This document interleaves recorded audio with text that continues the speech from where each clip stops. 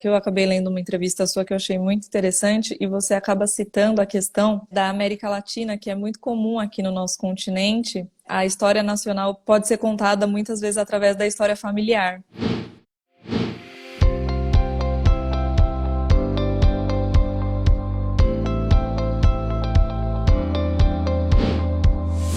Bom, patriarcalismo é exatamente isso, né? Patriarcalismo é você ter, são famílias, são clãs que, que disputam poder.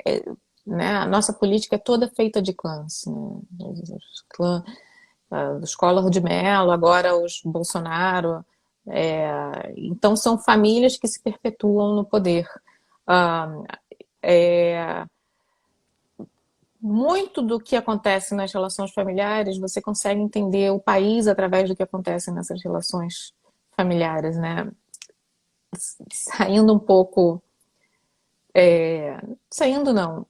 Por exemplo, eu vi um vídeo ultimamente, recentemente, que me deixou bastante chocada, que era do 04, eu acho, que era o filho mais novo do Bolsonaro, fazendo uma brincadeira com a mãe e cuspindo na cara da mãe. Né? Uhum. Isso foi isso foi essa cena foi uma cena, essa pai para mim é Frantumaglia. Foi uma cena que me marcou muito porque é uma relação familiar que diz muito sobre quem está no poder, né?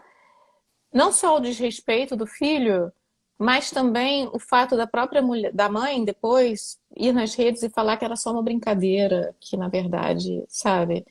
Então, esse é um exemplo de uma relação, de uma dinâmica familiar que você, através de você entendendo essa dinâmica familiar, você consegue entender qual é a dinâmica de quem tá no poder no Brasil, né? E essa questão do núcleo familiar, dessa família sólida, que ela, de certa forma, ela tá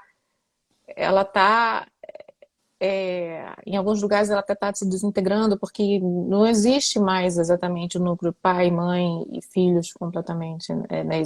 Existem os casamentos gays e, assim, as mulheres estão cada vez vendo mais que, assim, elas têm uma carga maior de trabalho. Então, o ideal, e isso está acontecendo um pouco nos países mais desenvolvidos, é que esse núcleo familiar tradicional ele comece a mudar um pouco, assim, que o homem tenha mais funções dentro de casa e que o próprio governo entenda que a mulher tenha uma carga maior e que forneça meios de aliviar essa carga feminina. Porque o que acontece? O que está acontecendo? O que acontece numa família geralmente, né?